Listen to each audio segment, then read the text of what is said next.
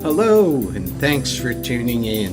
I'm Larry Tritel, and welcome to Larry's Music Stories. This is the story of a much-loved song by Peter and Gordon, World Without Love. Although the song's credited to John Lennon and Paul McCartney, it was written by Paul McCartney, and the single was released in 1964.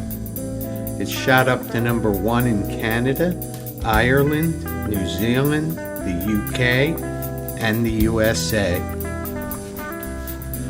This song was offered to Billy J. Kramer prior to Peter and Gordon, but he wasn't interested. Peter and Gordon were Peter Asher and Gordon Waller, and Paul McCartney was dating Asher's sister, Jane. And when Peter and Gordon needed songs for their debut album, they asked Paul if they could use this song. Asher said about it, "We signed a deal with EMI, and at that point I went to Paul and I asked him if that song was still up for grabs. Paul said we could have it, so I asked him to finish the bridge, and he did." McCartney was only 16 years old when he wrote this, and he had this to say: "The first line of that song used to please John. When I would sing, 'Please lock me away,' he'd say, 'Yes, okay, end of song.'" And Lennon added, "I think that song was resurrected from the past. I think Paul had that whole song before the Beatles.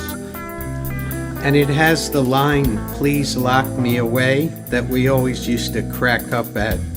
Session guitarist Vic Flick, known for playing the memorable James Bond theme, plays on this, and he said, "This was the first time I used my Vox electric 12-string guitar.